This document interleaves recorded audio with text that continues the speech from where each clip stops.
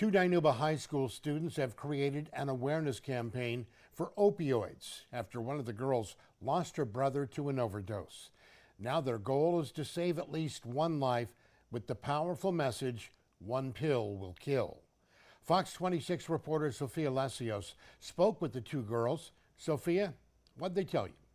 Rich, they both told me a drug overdose can happen to any family that's at any age. They say at first this was just a school project, but now it's a campaign that they hope they can prevent any peer pressure. 16-year-old Kylie Lopez says losing her 17-year-old brother to a fentanyl overdose was one of the hardest things her family ever had to go through. No one ever really thinks that it could happen to them, but my family is an example that it could happen to anyone at any given moment. Even though Kylie's brother died 4 years ago, it's still tough to talk about. Having that happen, it really hurts, and I want to spread this message so it doesn't happen to anyone else or their families. The message Kylie is talking about is One Pill Will Kill. It's a project Kylie and Sanjang Panu came up with when they were 15 years old for a state competition. But now it's become more than just winning. We realized that the reward wasn't just placing and getting a number at a state competition, but it was the lives that we changed around us.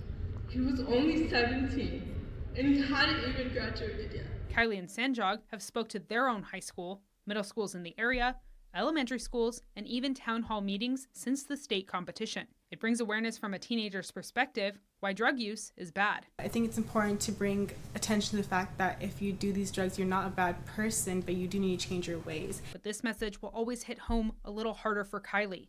That's why she hopes talking about it might save at least one life. Since I'm approaching the age that he was when he passed away, I feel like I'm fully understanding the severity and the consequences of what happened when it did happen 4 years ago. So just doing this really means a lot to me, especially educating people who were his age at the time too, because I feel like when you're that young, you really don't understand the consequences.